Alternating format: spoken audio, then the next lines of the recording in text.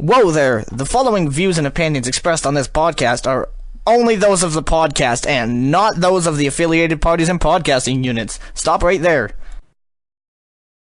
Welcome to No Hooves Barred, the one place on the internet to get all your miscellaneous topics about sandwiches and chickens. My name is Ammonitis, and to the left of me is the illustrious Shade. Yo. And to the right of me is the industrious Sarf. And hi there. Wait up. Emma, you're completely messing up the script. We went over this a million times. We've rehearsed it.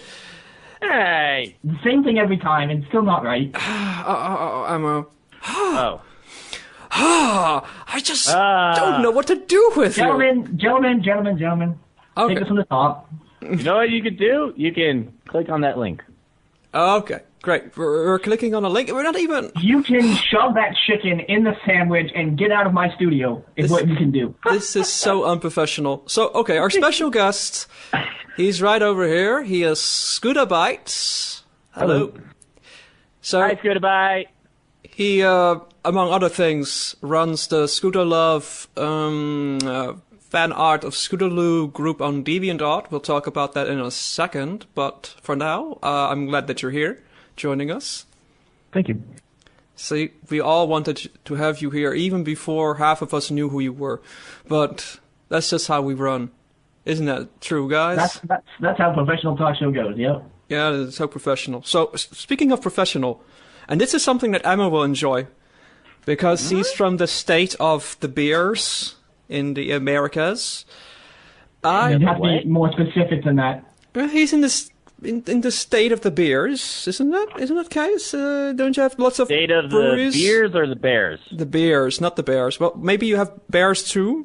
Well, we do have bears, but I understand what you're saying. Yeah, Colorado is sort of the Germany of the United States. We got all the beers. So, I've got something that resembles an IPA. It's a Sussex Golden Ale. It's brewed with Sussex-grown barley and hops, it says. And it has 3.8% of your fantastic alcohol points, which are things that you must watch very carefully, kids. Because if it gets above a certain point in your bloodstream and you're caught driving a vehicle, then things may go badly for you. So, let me open this live on air. Hold on a second. Before you actually drink this, are you telling me that you're drinking American beer? No, it's British. Haven't you? Don't you know where Sussex is? I do now. If you don't go for the mainstream beer and go for like the microbrews and stuff, you're doing fine. Like, we got really good stuff here in Colorado. The fancy thing about this Sussex Golden Ale is that there is, wait for it, a white horse on the picture. So this is completely relevant. Fantastic. Do you hear that? Oh, that sounds so good. Don't drink, kids, but listen to me enjoy this wonderful ale. No Hooves Barred in no way condones the usage of alcohol. Delicious alcohol. You shouldn't drink this, it's but... It's fantastic. It's non-alcoholic. Well... Which is much better for you. Guys, share with the whole class. Oh, Emma, you'll want to talk with your strawberry ice cream. My strawberry mochi ice cream. You fancy Japanese anime kids with all your fancy things. Is it shaped like a Pokemon or something? No, it looks like a piece of mochi candy, but instead of like the goo inside, it's red. I guess if you make it right, it sort of looks like a Pokeball. Oh, I had one of those things not too long ago, but it had all sorts of messed up additives, and I felt bad just by associating with it afterwards, even though it tasted all right. But I'm a professional podcaster. I have 3 drinks and an empty bucket, just in case, you know. When you have 3 drinks. That's the height of professionalism. Sacrificed for quality radio. Eagerly made. So let us run the round of what we usually do. What's up on your neck of the woods, Sarv? Well, the typical thing. Still trying to find a place to live, and it's still not going very well. I did finally get into writing for a small group of friends. I won't go into detail about the writing I was doing. But as I posted on the fiction, I found all of a sudden people were actually reading it. In the last week, I've put out about 7,000 words. So it's basically kept me to all of my attention when I'm not at work. And I've gotten so far 2,000 or 3,000 viewers and about 60 followers in the week that I've actually had a profile on fanfiction. Isn't it wonderful to have a creative outlet? I'm glad I chose to do it. But no. Maybe like 3 or 4, but 3,000 or 4,000 guys. I've surprised myself by being able to suddenly put out 7,000 words because at the beginning of the week I said I would never do it. It seems to be the secret. Well, aside from the content that you can put in a story, but the secret to getting successful stories on those fanfiction sites is to have a large amount of short chapters. Because people go, oh, this is 900 words. Oh, this is 1,500 words. I can read this in my lifetime. I'm averaging about 2,000 words a chapter. But yeah, I've seen a lot of stories on fanfiction that'll be like 10,000 words a chapter or like 100,000 words. And that's intimidating. If I want to read something, I'm not going to devote that much time to reading pony fanfiction. I'd rather read an actual book. Yeah, I'm quite aware of that with my amateurish writing. I have, like, my first story on there is, like a small novelette, I think. It's something like 35 or 45,000 words. I mean, that's like an average novel, yeah. No, that's a smallish novel, but it's still like a smallish novel. And, you're gonna have to make that snap decision. Do I trust this person to write halfway decent? You do have to devote some time to it. I know of one particular fanfiction, the ever notorious Fallout Equestria, runs I think roughly at about 750,000 words. Yeah. Dang.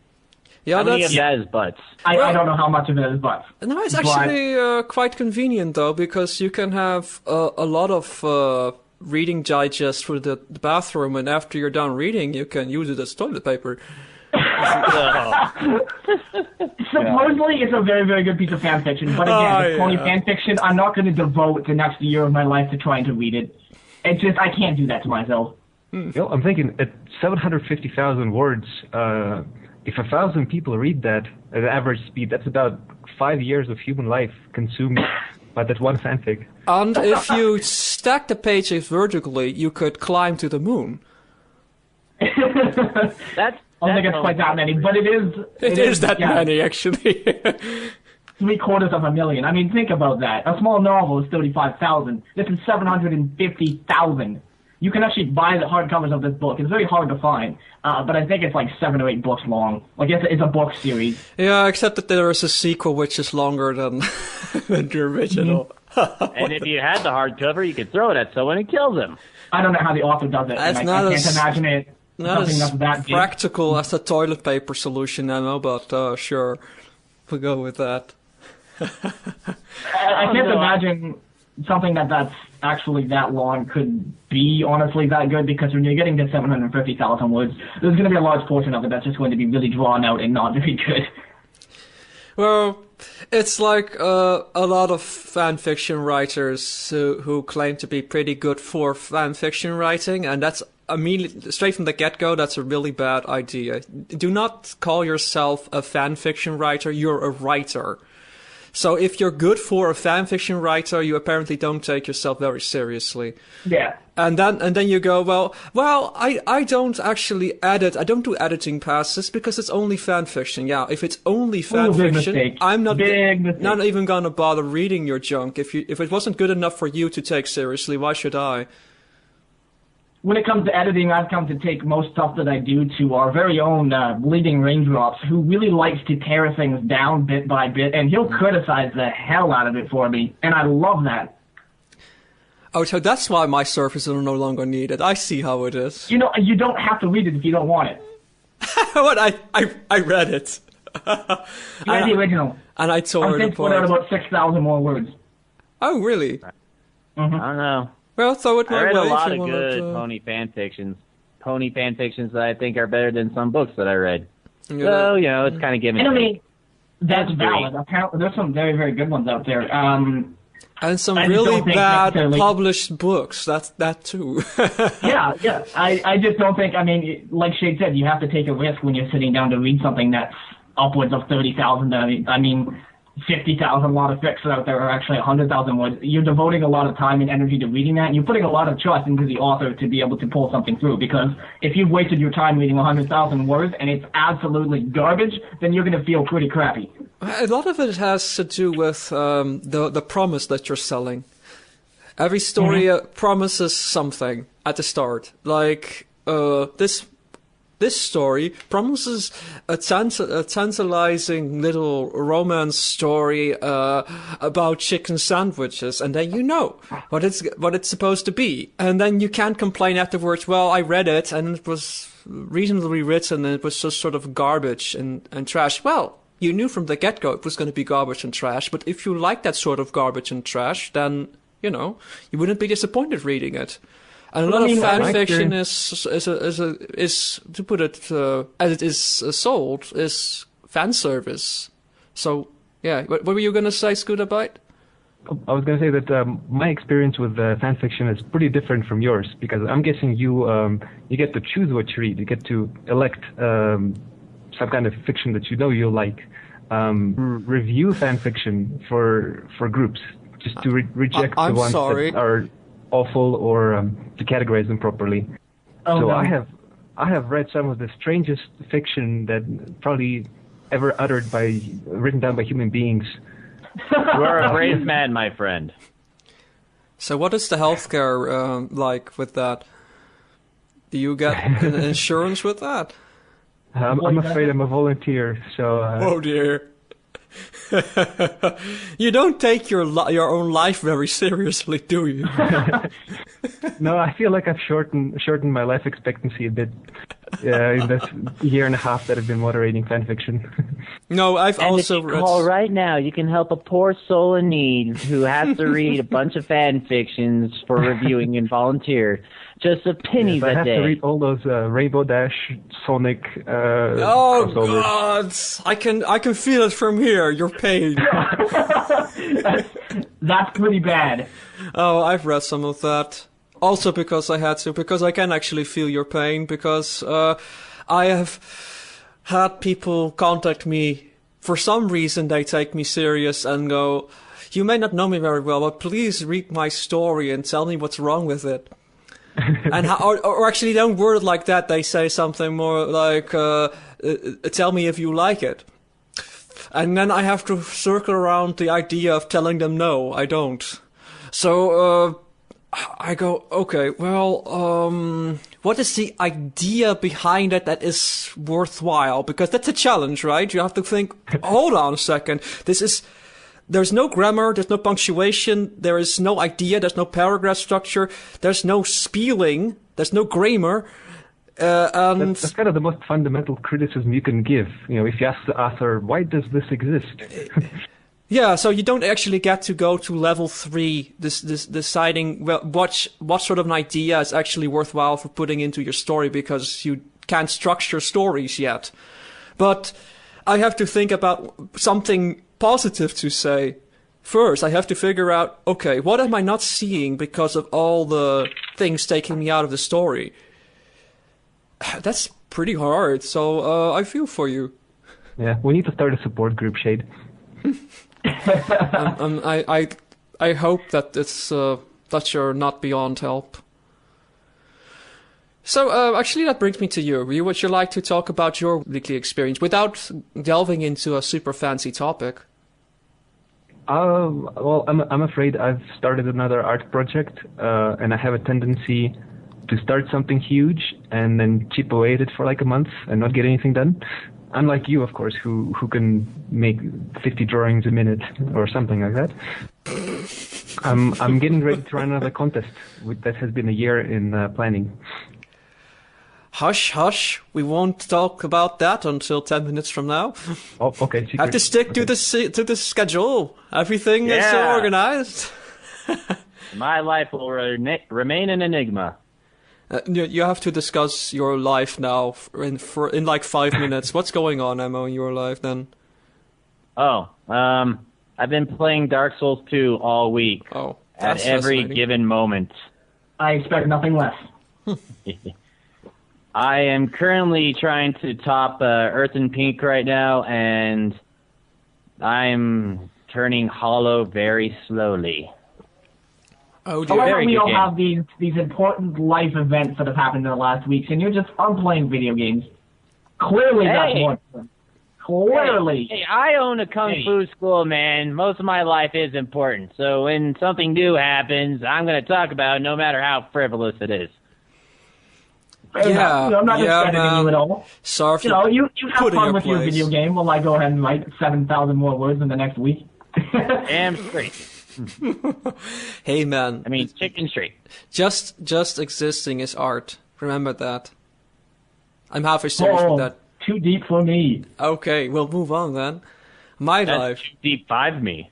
I can not one up you, one down you on your video games on the triviality scale, because it's voting time over here in the Netherworld. So it's time to vote. The coming week, one of those days there in the middle somewhere, I think Wednesday, Thursday, something like that. It's up to the voting booth with me, because it's the local, halfway useless municipality government thingamajiggy voting time. And I'm... You guys joining Russia also? We weren't gonna go into that. Anyway, we have too many homosexuals in this country, and that will clearly be in violation with whatever sort of normality clause they have over there. Oh no! Well, they could probably send all the Russians one over to you. I don't think we want any more Russians. Oh dear. No. While there are people, the most ridiculous campaign starts. It's the Labour Party going, we have a new idea.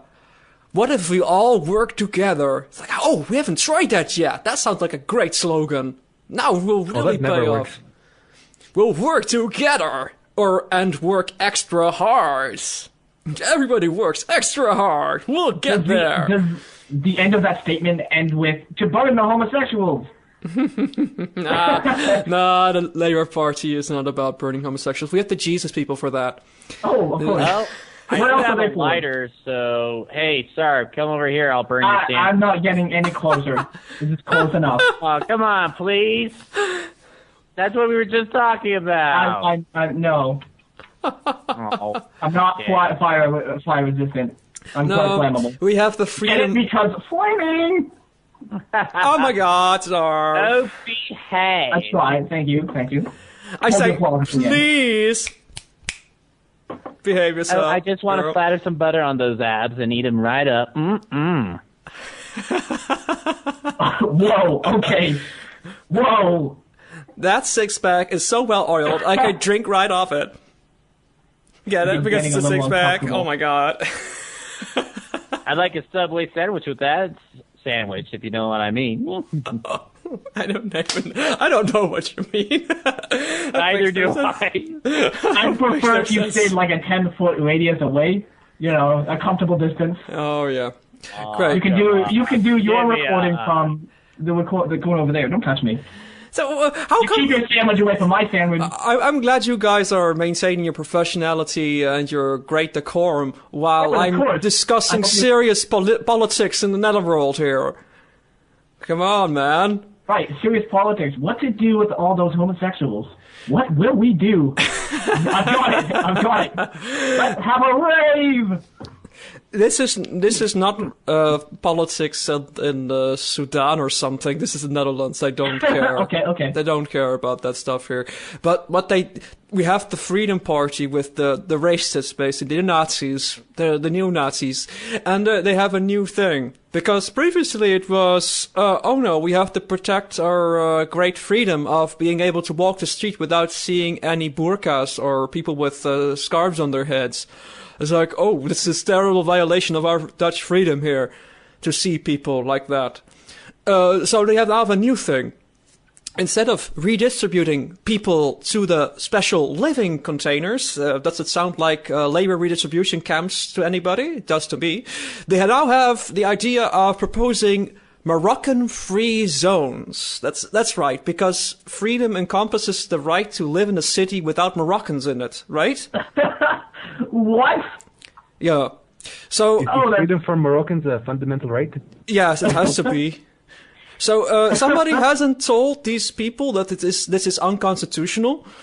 So it will slip into their consciousness at any point now that what they're trying to do is nonsense in every sense of the word, because people living here, they're all Dutch.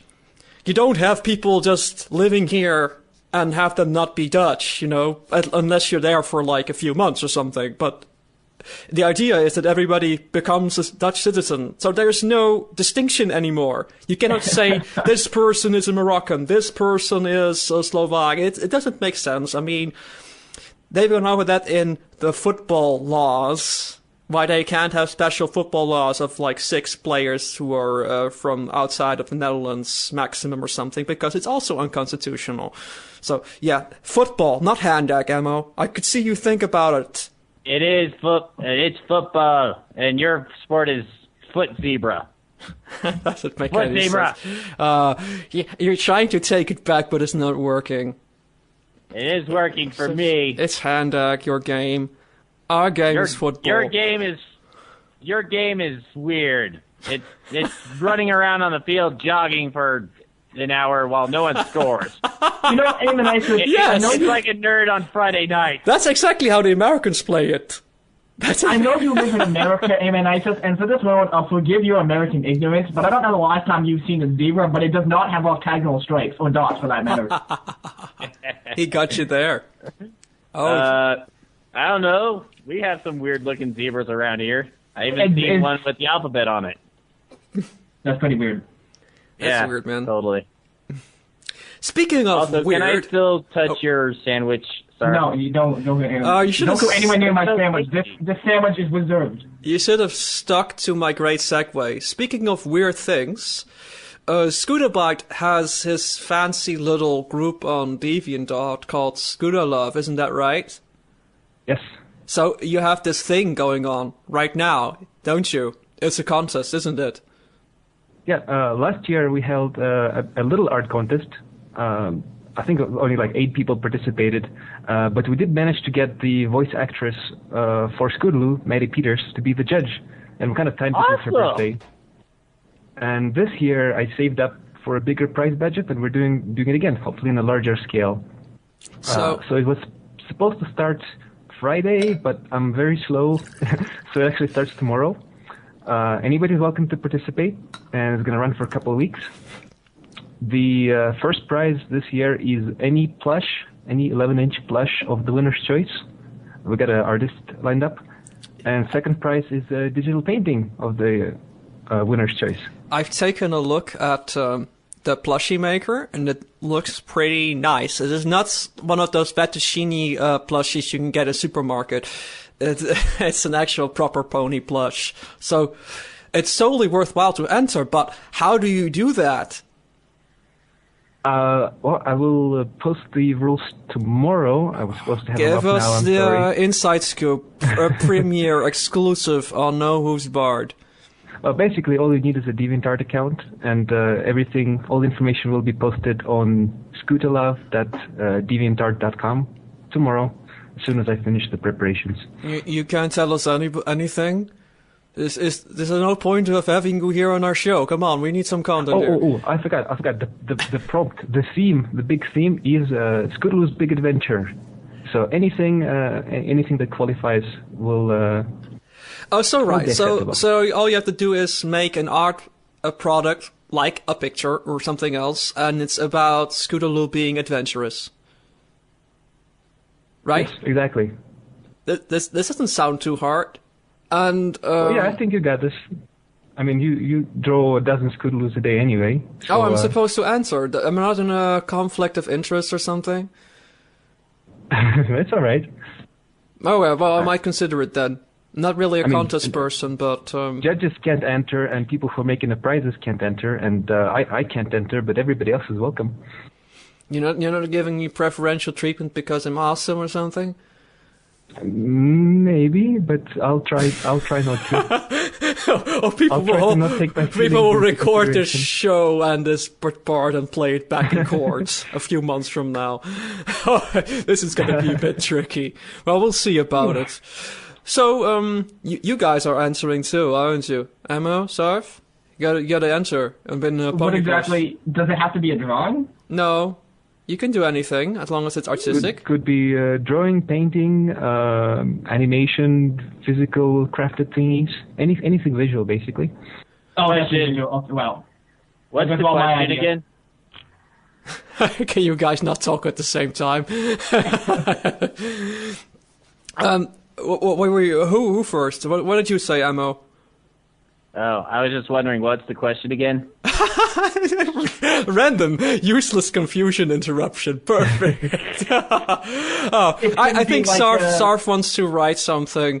Yeah, like it could be like a 2,000-word entry on Scootaloo eating ice cream or something like that, and then getting a stomachache. Well, it'll kind of be tricky to judge because, how do you compare a good fan fiction to a good painting and figure out put them on the same scale? The emotions the emotions it evokes. That's how. The art. Maybe.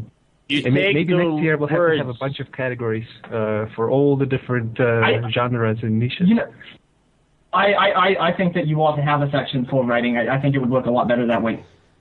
Yeah, I'm gonna answer in pantomime or something, so I get first place in that. Something ridiculous that nobody else thought of. A theatrical play. I'm gonna answer in the live Parker performance, and it doesn't matter if I just bump my head 10 times on the side of the street. It doesn't matter. I want that plushie, man. I'm gonna hurt myself in the name of getting a plushie. A stand-up comedy routine. So how about that airline food? Let me tell you about that. I'm going to enter in as a contemporary art piece where I lay on my back naked while chewing a shoe. What? I think that's one of the hold on a second. That's one of the rules, I think. It has to be clean and safe for work. I think it might be illegal for me to send that entry to Maddie Peters, I'm afraid. Dang. It would be funny, though. It was a good idea, though, Eamon. I give you credit. Credit what credit is due. You get our honorary prize on the show, Ammo. You're always going to be special for us. I'm special in many different ways. I'm dying. Are you okay, sir? Are you okay? Yeah, I'll be fine. I'll mute my microphone. You're welcome, by the way. Okay. So, it's give us the gist of the rules, even though you're not allowed to talk about them. It's safe for work stuff and any other. Safe for work has to be original art, so you can't just Google Scootaloo and grab the first picture. Sorry. No tracing. You can trace if you want to. Just if you're not gonna win. You can make crappy artwork if you want to. You're just gonna win anything. Yeah. You could submit it all you want. There's only 2 prizes, or 3 prizes, I should say. And it has to be done for this contest, so you can't submit something you drew 2 years ago. That's about it, really. What if I just trick you and submit a picture I haven't posted yet? Like, oh, I found this in my underwear drawer. I'm gonna say I drew this especially for the contest. Well, it'll be on your conscience then. I'm giving. I can't read your mind. I'm giving people ideas of how to creatively embezzle prizes from someone on the internet. This sounds like a great purpose here. I feel better already. Well, you know what? Let's move on a broader subject. Why don't you tell me about your Scootaloo group, which the contest is nested in? What is it and why? Well, like most DeviantArt groups, it's dedicated to featuring artwork, original artwork, about the character, and we expanded to all the Cutie Mark Crusaders, basically anything that has anything to do with Scootaloo, as long as it's safe for work. And we got about 1,000 members. We got about 3,600 pieces of art in the gallery. Been running for, I think, about 2.5 years. It's pretty big, I'd say. So the basic rundown of one of these groups is basically you collect with the authorization of the original artist artwork in a particular theme. So in this case, you have Scootaloo's. And yeah, so basically that's how DeviantArt groups work. Artists can join, and the group administrators can also ask other people to have their work featured. So it's kind of one nice place on the internet where all the Scootaloo fan art is organized, and we run little events and things and post updates and news. And here is another question. Do you guys like how I'm being an interviewer here? Yeah! Thanks. You are being interview man. So here's an interesting question I got for you, and this is giving me an opportunity, because I would ramble and rant about this for an hour if given the chance, but now I'm gonna let you do it. Why Scootaloo? Why, oh why, this particular little orange and magenta maned filly? Well, I think in general every character deserves to have a fan club, deserves to have fans. For me personally, when I was involved in this a couple of years ago, Scootaloo was really underrated. She didn't have any episodes for herself, and I really liked the character, and I felt like she deserved more attention.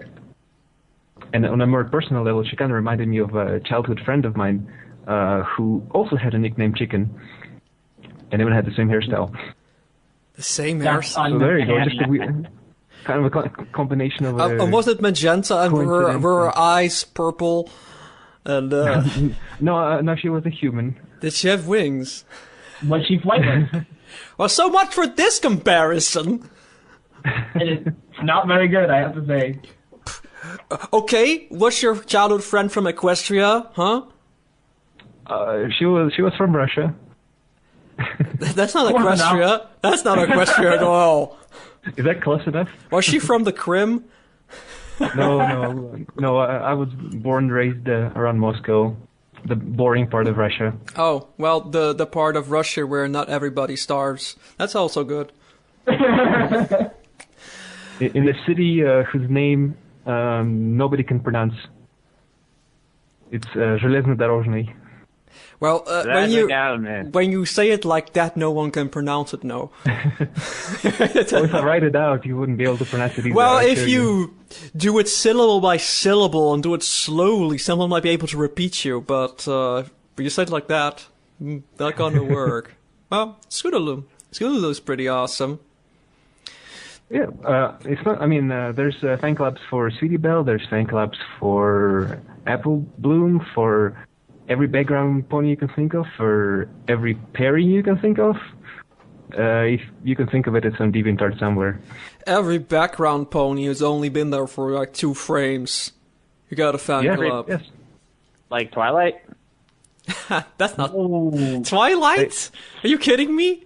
I was thinking more like, I don't know, in the first season, when we're having an episode and Twilight isn't necessary, but hey, she has to be in there to do the lesson at the end. Oh, let me just walk in here. You learned something very smart, didn't you? Why don't you write to Celestia about it?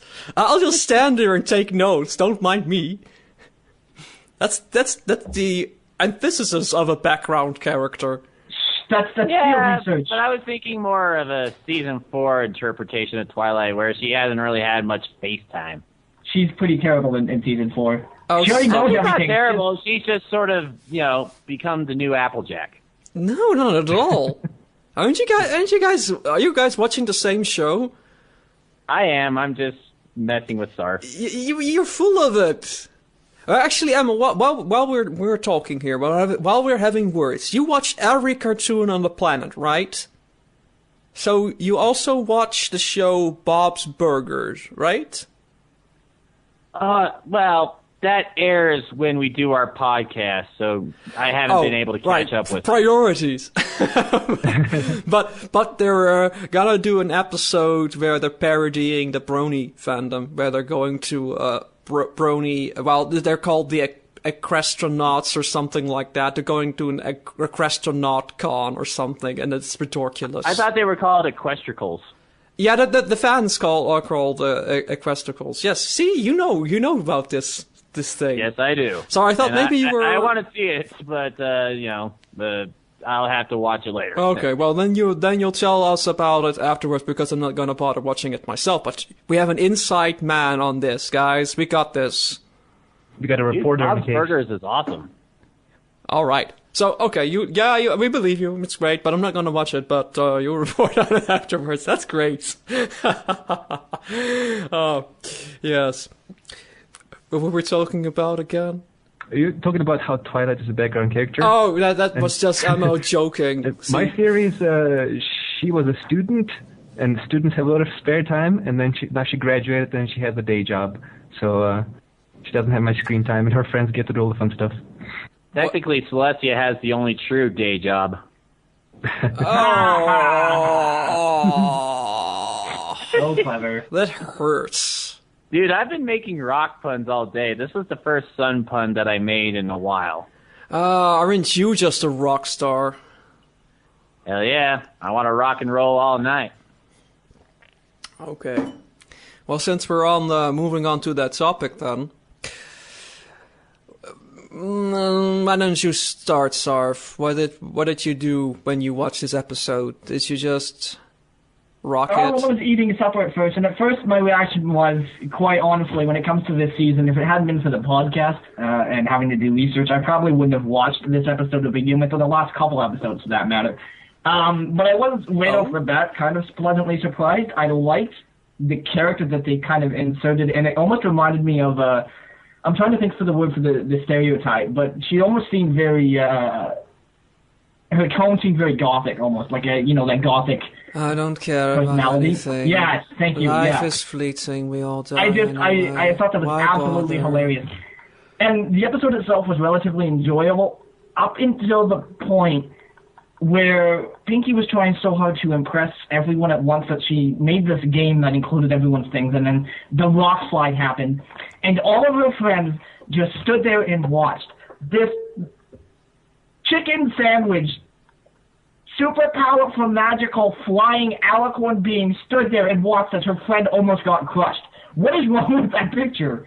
That scene was so jarring that I thought it was terrible. Because you're standing there and thinking, why? Well, see, I was thinking, okay, Rainbow Dash is gonna fly in, right? And then I was thinking, after Rainbow Dash flies in, Mud Pie stops the boulder from falling, and then they're gonna be impressed about it. That's how I would imagine. But they have to do a reference to something I never watched, or don't think I watched, and have Mud Pie do everything. And I guess that's why it's a bit jarring, where you're expecting one thing to happen, and the failure of that happening makes no sense.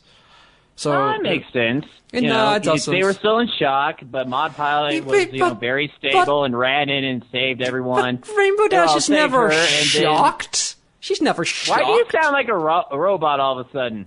Because I'm indignant. Apparently so.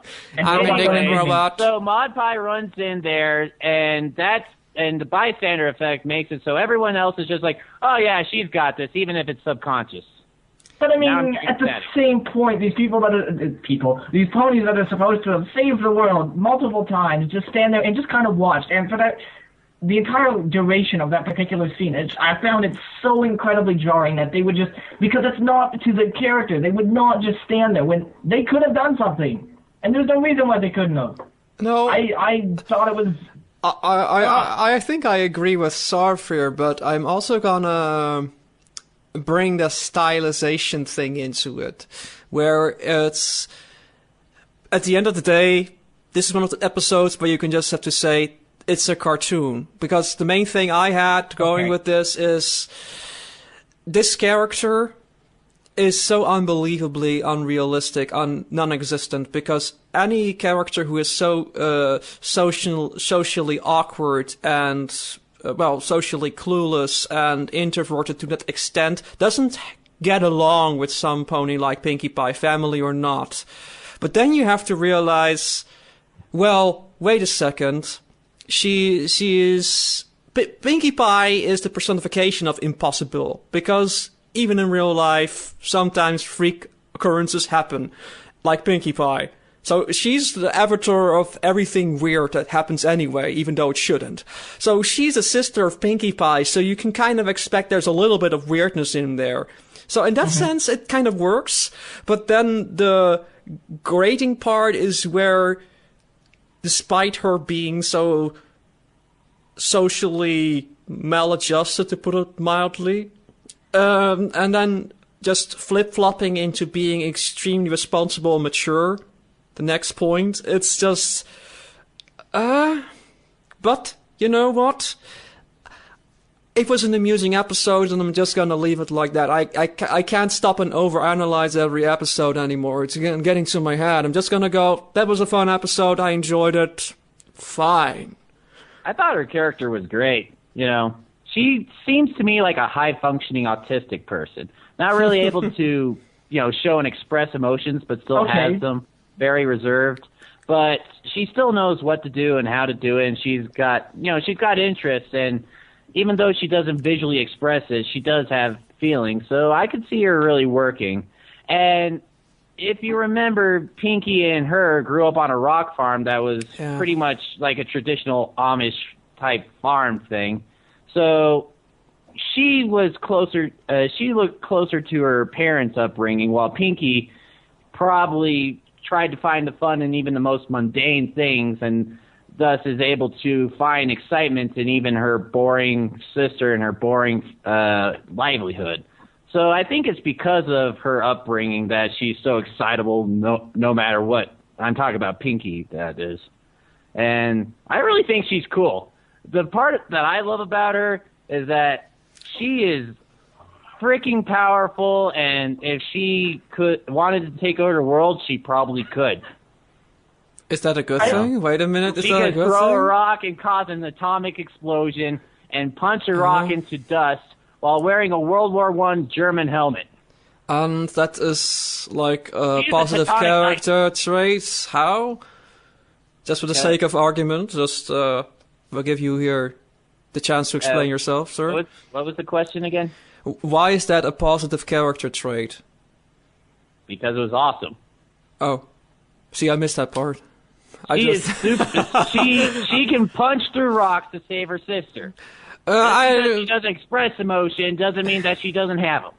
Well, see, the way I see that, the only reason that she's powerful is because they thought it would be funny if she was. So, whereas it isn't really necessary for the character arc. But she grew up on a rock farm, right? So she got strong by pushing and pulling and picking up rocks. Yeah. And tossing rocks and, rocks. She's getting her doctorate in rock science. You're just saying that she rocks. That's the only thing totally. I have to say. She totally rocks. Yeah. You know, whenever they bring up the rock farm on the show, I'm kind of surprised by it most times. I find it's a very heavy subject even for a show like this. And especially when the few times that they've actually shown it, it's a very, very dark and depressing place. And it does kind of show that Pinkie is the one who actually escaped it and went off to be her own person, which I can relate to that extremely. But her sister, you have the contrast to her sister who had to stay and was basically kind of left behind, and it just kind of shows the psychological thing that's happened because she's been on this rock farm all her life. And anyway, the episode as a whole, with or without that one scene where the main six just kind of stood there and did nothing, I thought it was an interesting totally concept. By the way. No, it wasn't, but that's okay. Yes, it was. I don't agree with either of you. Okay, fair enough. With or without the scene, regardless of that, I thought the episode wasn't all that great because it had an interesting concept. but the execution really wasn't there. The idea of her character at first, like, I enjoyed it, but I kept waiting for her character to kind of spring out and have those quirks to her that Pinky had, and that maybe she was just kind of hiding them in, being from this rock farm. But then it just didn't happen, and I kept waiting, and it just kind of ended on that point, and all you're left is that her character just doesn't change, and she's nowhere close to what Pinky was. Can I say something? Yeah. About that, because before we let it slip from our minds, because right. I think the secret to her character is that it is extremely subtle. So it is there, because if you remember the rock finding game, this was her idea of a practical joke. But because she's not socially with it, nobody knows it's a joke, and they don't even know how to appreciate it because she's so awkward. I see what you mean. She hit the rock because it would, in her mind, would be absolutely hilarious. So that's her quirky being. I see what you mean, and the concept is there, but again, I just don't feel like the execution was very good at all. I think they could have done a lot better with an episode like this, or even a concept like this. And I don't even understand from what we've seen of her character why they had to completely retcon that Pinky up in the Cutie Mark Chronicles episode in the beginning when they couldn't have just used one of the first two sisters she had. Why did they have to retcon that for the third character?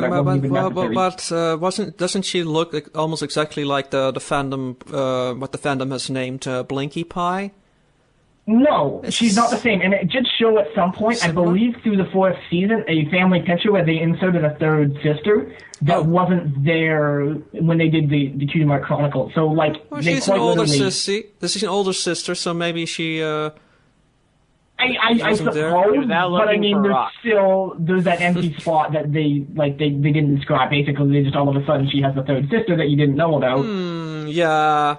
Yeah, although I think if it's forgivable with any characters with Pinky, because her story is the only story that you're not supposed to accept as fact. Because Even though it's now true. Because she just tells a funny story, and you're supposed to. See, the entire idea about Pinky is that it doesn't matter whether it's true or not. This is what a lot of religious people like to say. You know, they tell a funny story, and you go like, doesn't really have any basis in reality. But it would be fun if it was, right? And that's what Pinky's entire thing is, like, whatever's a fun story, and that's just as potent as if it's true or not. It shouldn't matter if it's true or not, because it's a worthwhile story, isn't it? A worthwhile story, I think it is. And that's how Equestria was made. Yeah, exactly. Hey, ScootaByte, what did you think of the episode? I'm afraid I haven't seen it yet. I've been behind 2 episodes.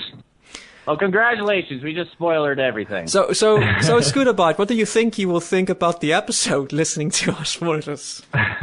I think I will like it. I really don't learn not to take the episodes too seriously, and I judge them on, like you, on how enjoyable they were. All right. And how, I guess, not confusing, not offensive they were. You sound like my type of pony, Scoot. It's definitely cynical ponies. It's definitely not an offensive episode, and I think as a whole it was enjoyable. I just, like I said, the execution could have been better. It's one of the better episodes that we've had this season. And I wish they would have just taken one of the 2 sisters that Pinky had. They could have done this with any of the 2 sisters that the canon had already established without inserting this third random sister that wasn't necessary, and it was the same effect.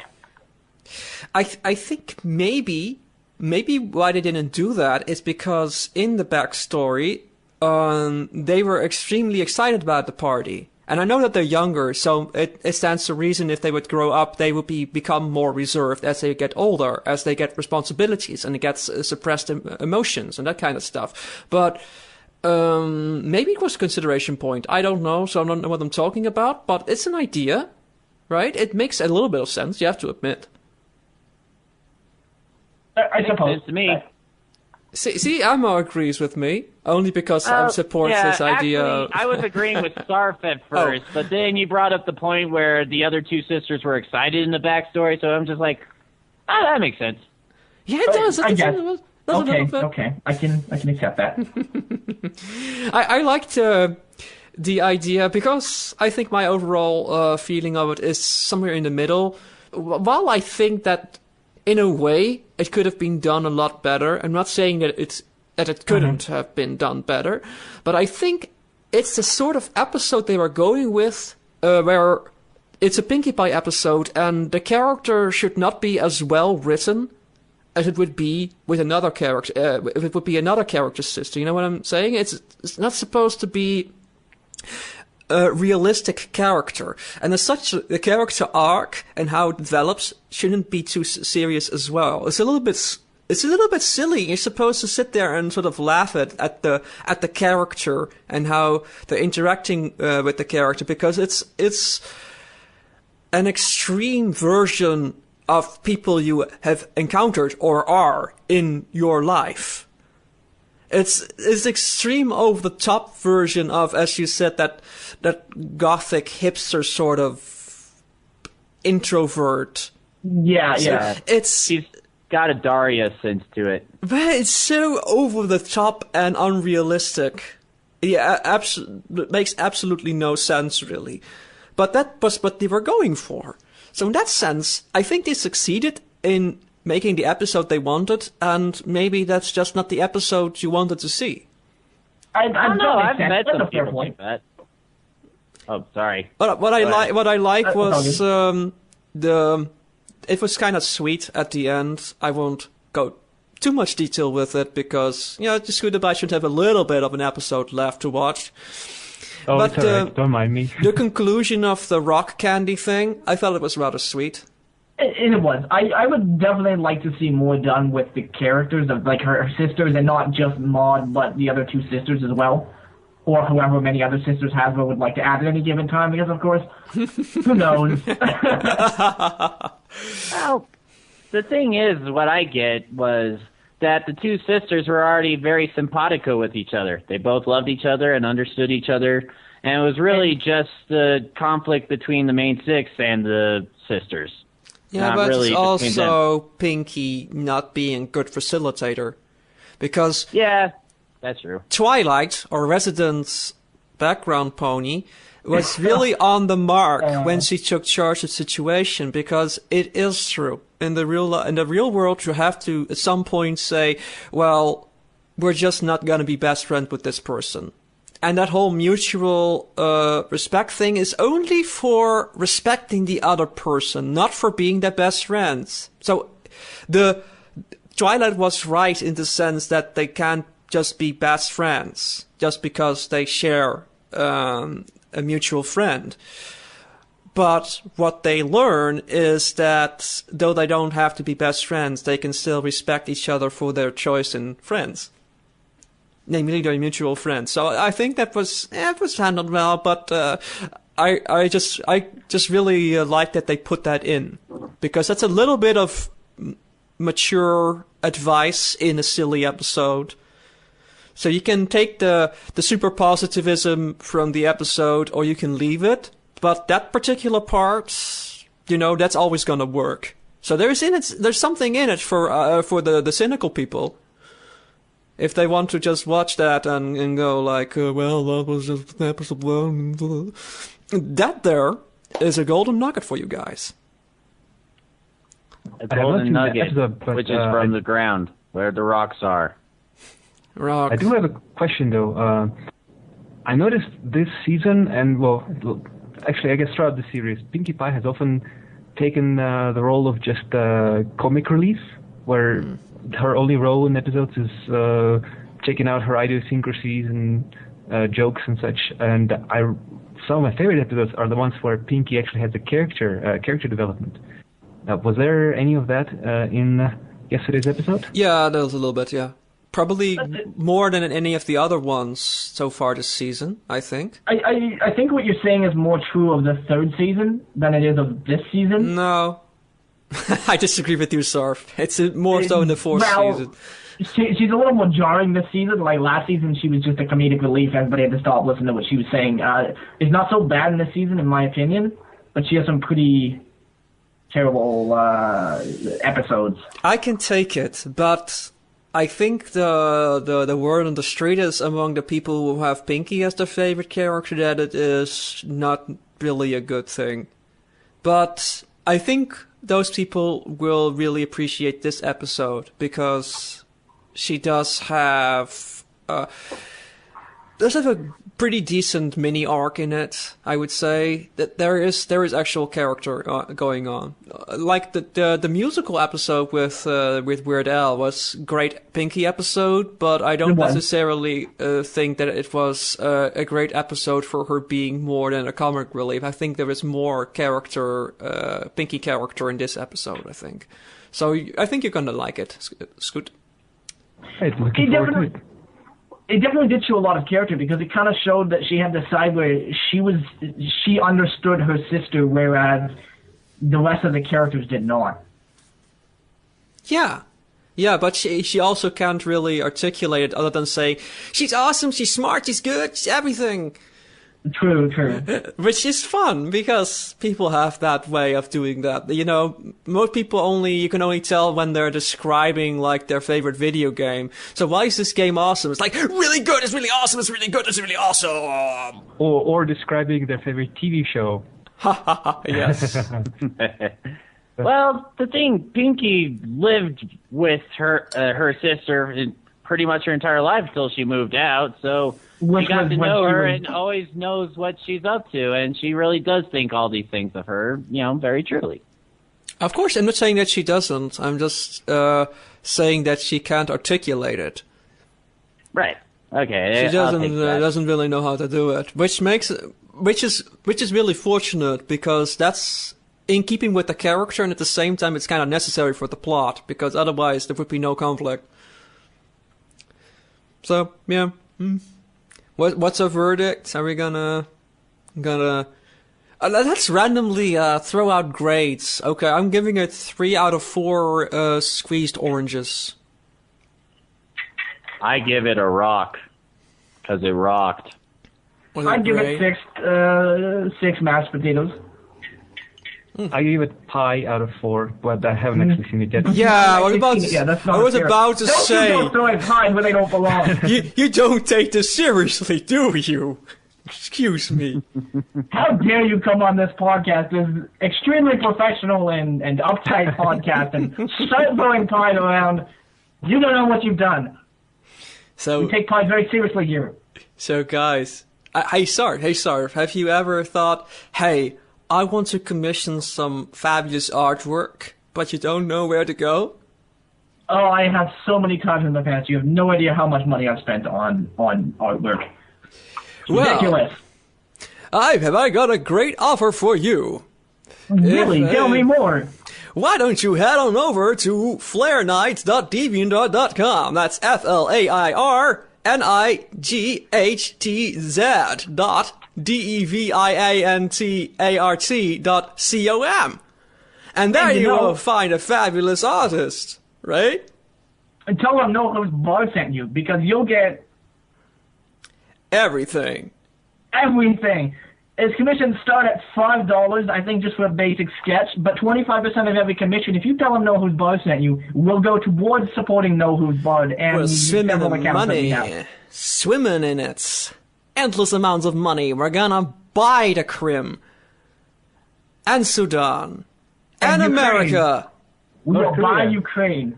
Oh, gee. I don't want to touch that. I don't want Putin on my doorstep. Well, we'll move it. We'll buy it and we move it. Just kind of lift it up with a bunch of hooks and carry it off into space. Well, I believe there are some states in America available for redevelopment, like Texas or something. And aren't there some Dakotas? Yeah, some Dakotas, Texas. I think there's room for Ukraine. Well, that's great. We got that shameless advertisement out of the way, our sponsorship deal. Yep. Yep. That was so spontaneous. Yep. So, where do you find our fabulous show everywhere? You can find our show on these following radio stations, all these fantastic radios, starting from Alicorn Radio Tuesdays at 8 p.m. MST on alicornradio.com, The Hive Radio Wednesdays at 3 p.m. AEDT at hiveradio.net, Celestial Radio Wednesdays at 7 p.m., so later on that same day, EST on celestialradio.com, and for the final day on Thursdays at 6 p.m. Central Time, Luna Radio at lunaloves.us. Luna loves us. And then you can also check out, if you're looking for our episodes on demand, we have a YouTube at NoHoovesBard, and our SoundCloud.com is /NoHoovesBard. And don't forget, we have nohoovesbard.tumblr.com, and our Twitter tag is at NoHoovesBard. That's a mouthful, is what that is. Mouthful of sandwich. No. Aim it nicer for the last time. We're trying to do a podcast. Get that sandwich out of your mouth. Put it on the floor. You don't know where it's been. Spit it out. Your sandwich is so tasty. I said get it out of your mouth. I'm not You guys are just despicable. So, ScootaByte, where can people find you? Because you have more than just Scooter Love group, right? You got like 1 million places on the internet. Why don't you pimp them all? We'll cut stuff out if it takes too long. Don't worry. I'll just stick to pimping the main one. Scootaloo.deviantart.com. SCOOTALOVE. .deviantart.com. DEVIANTART.com. Exactly. Oh, any other places? No, nothing else? Nothing else? Oh, no, that's the only one. Okay, fine. You can also show up on Aim and Ice's doorstep if you'd like. I'm sure he'll offer you cookies and tea. Actually, I'm not that far from Aim and Ice's. I'm in Colorado, too. That sandwich is an actual possibility. Yo, where are you at, bro? I don't start asking for things that you don't understand what the intention is. You should first learn what we mean when we say sandwich before you start agreeing to sandwich. Don't worry. I have a pretty mean sandwich, man. Come on over. Was it like big enough to sit on? Oh, yeah. That's terrible. Don't judge me. On it right because you're not into sandwiches doesn't mean I'm not. What? Yeah, I am a very big fan of sandwiches. Everyone's sandwich is absolutely delicious. Do you like Fluttershy's sandwich? Her sandwich is my favorite. My favorite sandwich. I'm not a fan of vegetarian sandwiches, I have to admit. What? Excuse me? Yeah, they do seem a little thin. I need a little bit more meat to my sandwich. Are you kidding me? Hey, don't diss my sandwich. Come on, guys. I know Starf likes meat in his sandwich. Ew. I've got like 5 different kinds. I've got salami, I've got turkey, I've got bacon, and then more bacon. It's all going downhill from here. At least tell me that you take the mayonnaise out at some point, because otherwise it's not gonna fly, right? You gotta wash the mayonnaise out, otherwise it starts going bad and gets that kind of weird fishy smell. Yeah, oh, that's weird. And you know, when you fly to some other place, the TSA will really object to your mayonnaise stains. Yeah, they don't like the mayonnaise. Oh god. Yeah. Anti-mayonnaise haters. Yeah, those TSA guys really don't like the mayonnaise. They'll pull you aside and have to search you and everything. Yeah, that's true. Otherwise, they wouldn't take the job. What was that you said, ScootaByte? Oh, I said the TSA does like to inspect sandwiches. Part of their job. Yeah. Part of their job. I swear, we're paid to do this. This is professional, I swear. I'm not getting any enjoyment out of this inspection. I swear. Well, maybe just a wee bit. Just a little enjoyment. But don't tell anyone. It's a professional enjoyment. Just knowing that I'm doing such a great job. That really excites me, you know? That's what it is. Okay, so they're discussing their meetup in the chat right now. This is a budding romance here. Why do you always announce these things on the radio? Because it's super awkward. It's great. Oh, speaking of awkward and putting people on the spot, Sarf, what are we doing next week? Because I actually have a pretty nice idea, but I don't have the guests lined up to go with that, so next week we have to do something else. I don't know what we're doing next week. Okay. You can talk about favorite teas. Everybody likes tea. I think we already did that. That's like half of our content right there on every episode. Oh, darn it, I missed out. You know. Almond tea from Dilma, excellent. It's a fantastic blend. It's an Italian almond blend. and it's absolutely perfect. It smells like an explosion of almonds. It's like an explosion. I'm a little jealous. You should I'm not be. sure how an explosion of almonds would sound like, but probably like burnt almonds. You only get the sure that's a good smell. thing. It's perfect smell, yes. And as you know, smoked almonds are even more amazing. So if you ever go to like, I don't know, a Turkish or an Egyptian restaurant or something, and they have smoked almonds on the menu, order a bowl of these smoked almonds. You will not regret it. Oh, you Danes are always smoking something.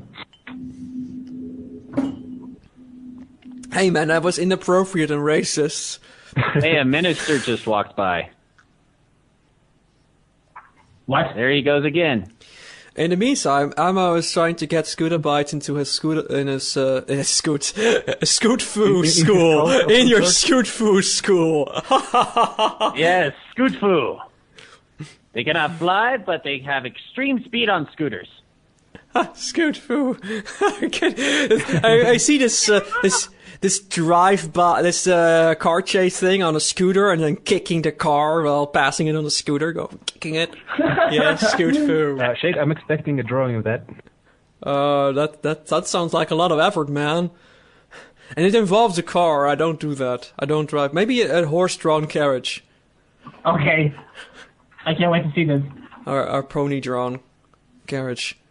I wonder if they have races in Equestria, like horse throwing. Yeah, exactly. Horse.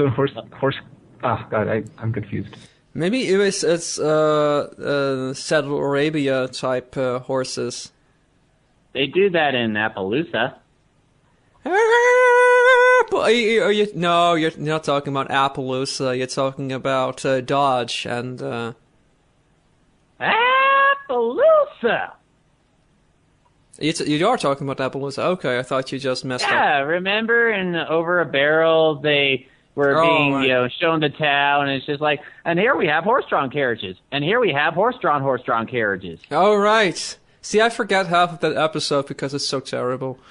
Oh, I love that episode. I mean, awesome, Shade. Wow, that's what you mean. Wow, it's just amazing because I've not met any person who does not dislike it, well, think it's a relatively very poor episode or loves it. It's just you hate it or you love it. That episode. My personal philosophy is if you don't like an episode, then you haven't thought about it right. Yeah, where right is whatever worked with the episode, I guess. Then I agree with you. But it's a little bit. It's all the tropes that I don't like in a cartoon. So. Yeah. Well, to each their own. Yeah. Hi. But at least it was a worse episode in season 2. So. It's season 1, and it. Yeah, but in season 2 there was an episode that was worse than Over a Barrel. So it was not the worst. It's not the worst episode, I think. Are you thinking of Murderville? Yeah, exactly. The episode which shall not be named. That's actually in my top 5 episodes. Yeah. Everything is your top 5 episode. I won't stop it. Not really. It's just that one has a special place in my heart. I hear it. Yeah, it has in mind. It's this terrible cell where all the bad episodes go. It's a very special place. It's in my top 83. Yes. Well, there you go. Yes. No, actually, I just threw it off the top.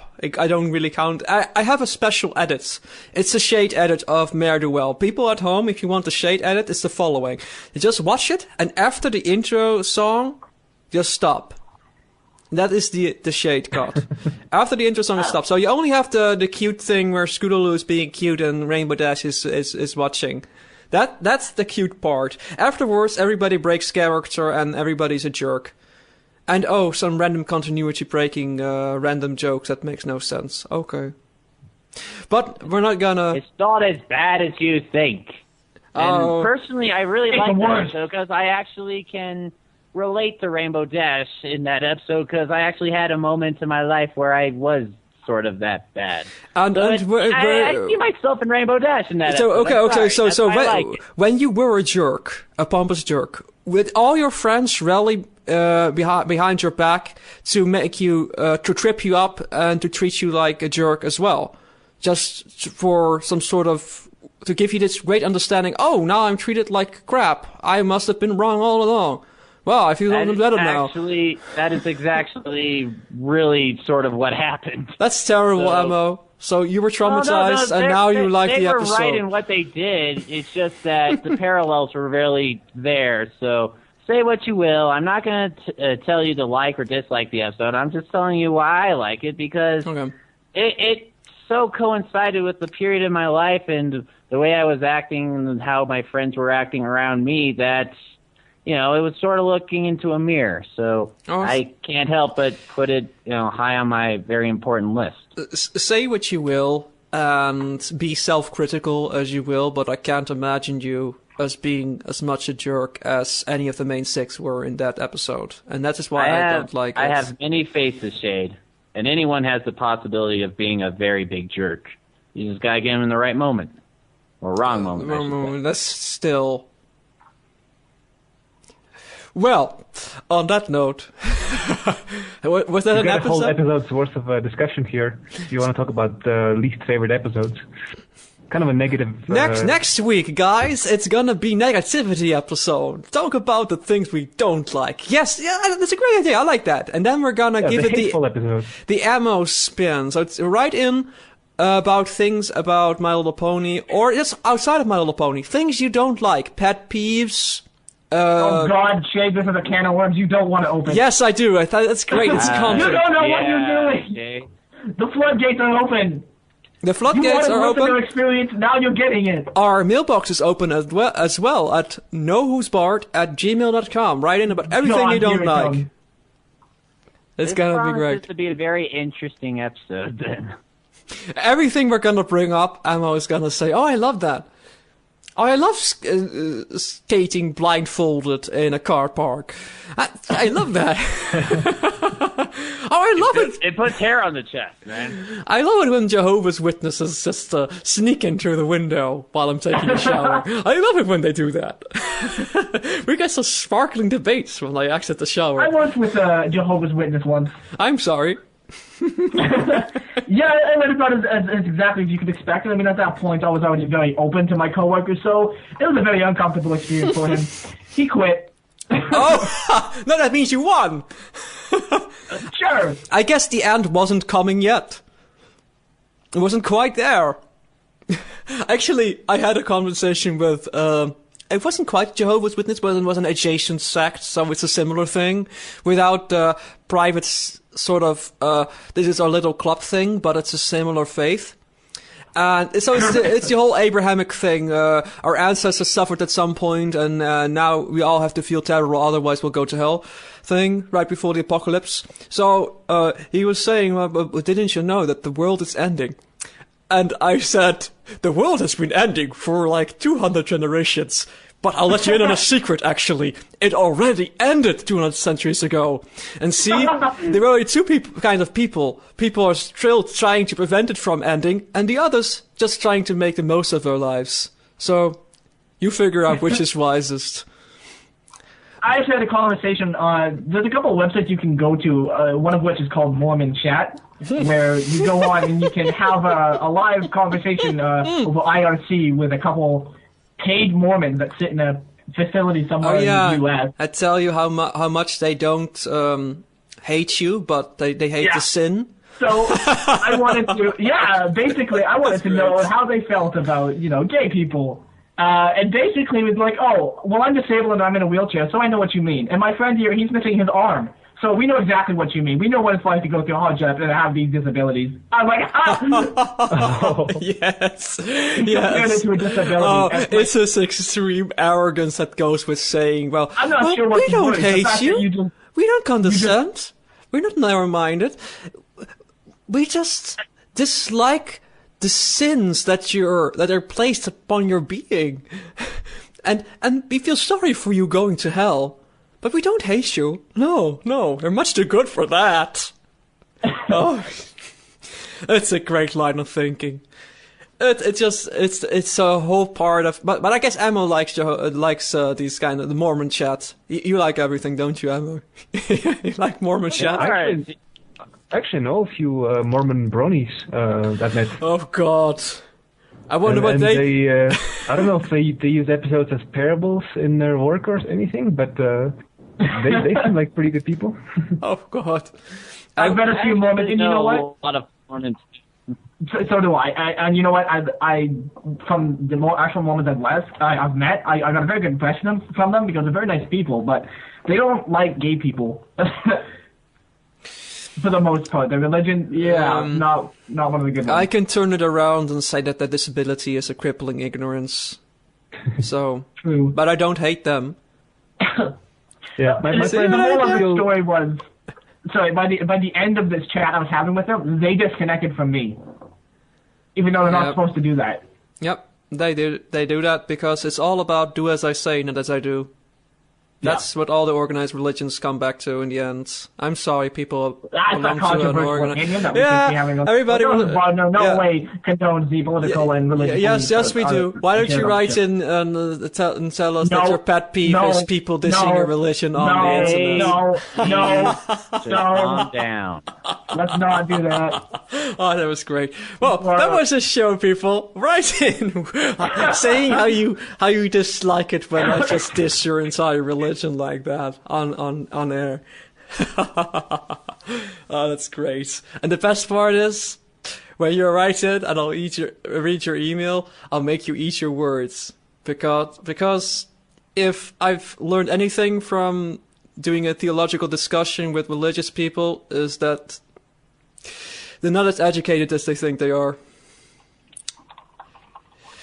Okay, well now everybody is talking about gay Mormons in their super private chat here in the No Who's Barred studio. Okay, so I think that means that our episode is over if everybody's going to go chat with their fingers or their hooves. We're just on the other side of the studio wall. So, did you enjoy this last bit of controversy? Well, before we actually say goodbye, I think we want to thank people who gave feedback on our previous episode, because apparently we didn't do it all wrong. That's always good to know, that we didn't completely mess it up. You got feedback, I didn't. You got one too, didn't you? You got a letter from... I did get an email. It is somewhat related to transgenderism, but it is a subject I'd rather change until this particular person is actually going to come onto the show. So we do, unfortunately, because of their current life situation, we have to wait about a month, but it is an issue we're going to tackle, especially with last week's episode. I feel like it's an issue we've really been needing to hit. Someone said on, I think it was Ink Bunny, that they listened to the episode and that it wasn't terrible. Actually, they didn't say that it wasn't terrible, but I'm changing the quote to make it funnier. But they liked it. And then there the people who are in the live chat, I think they were positive as well. So we didn't mess it up. I don't care. We don't need more than 10 people saying that it wasn't bad for us to think that it wasn't bad. We're eager to believe it. So thanks, keep it up, and write in feedback as well, while writing in saying how much you hate the things you hate. That's always good. And take care of yourselves. Any final words, ScootaByte? You want to be put on the spot and say something witty or insightful at the end? I have nothing witty, but thank you guys for having me over. It's been a pleasure. It's been a pleasure having you. Wasn't it? It's been a pleasure having you too. It's been an acceptable inconvenience. It's my favorite game podcast. Oh, yeah, and I look forward to seeing the budding romance here we've got going on. Emma and ScootaByte. Oh, yeah. I wouldn't mind going out for sandwiches one time. We should, hang out sometime. Sure. All right. So this is our patented post show where the people who don't have to go anywhere and can't bother to leave, stick around for a bit to chat. Make sure to tune in next week and we'll find out when Amonitis is expecting. I'm going to keep that in. I'm going to keep that into the file.